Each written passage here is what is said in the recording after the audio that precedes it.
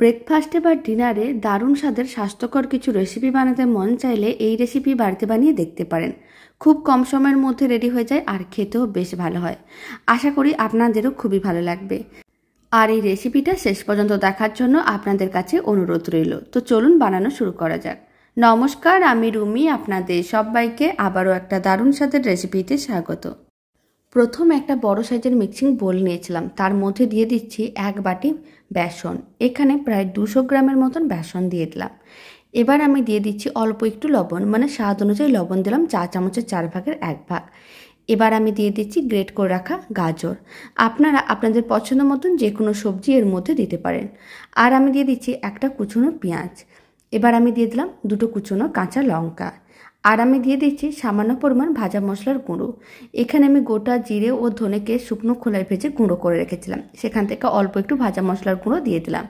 আর অল্প একটু দিয়ে দিচ্ছি বেকিং পাউডার। তারপর শুকনো উপকরণগুলোকে খুব ভালো করে মিশিয়ে নিতে হবে। আর যখন শুকনো উপকরণগুলো হালকা করে মেশানো হয়ে যাবে, তখন অল্প অল্প জল দিয়ে একটা মিডিয়াম ঘনত্বের ব্যাটার রেডি করতে হবে। এখানে আমি ঠান্ডা বা গরম জল নিচ্ছি না, রুম টেম্পারেচারের জল দিয়ে ব্যাটারটা রেডি করছি। খুব ভালো করে মিশিয়ে নিতে হবে যাতে মিশ্রণটা এরকমই মিডিয়াম ঘনত্বে রেডি হয়।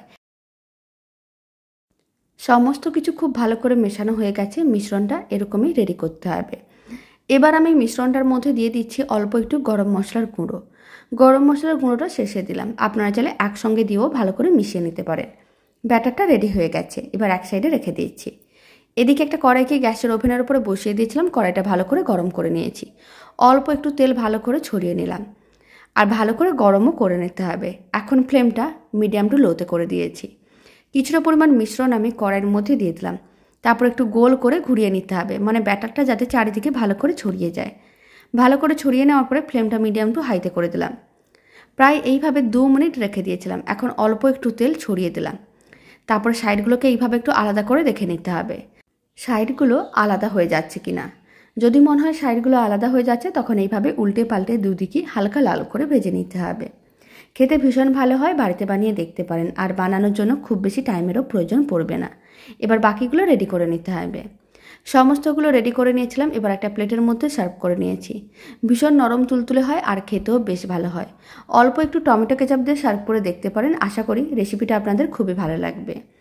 রেসিপিটা ভালো লেগে থাকলে আপনারা যদি ফেসবুক থেকে রেসিপিটা দেখছেন, পেজটিকে ফলো করে নেওয়ার অনুরোধ রইল। ইউটিউব থেকে দেখলে চ্যানেলটি সাবস্ক্রাইব করে নেওয়ার অনুরোধ রইল। পাশে থাকা বেল আইকনটি প্রেস করে নেবেন নতুন রেসিপির আপডেট সবার আগে পাওয়ার জন্য। তো চলুন, ভিডিওটা আমি এখানে শেষ করছি। আপনারা সবাই ভালো থাকবেন, সুস্থ থাকবেন। আপনাদের সঙ্গে আবার নতুন রেসিপি নিয়ে দেখা হচ্ছে।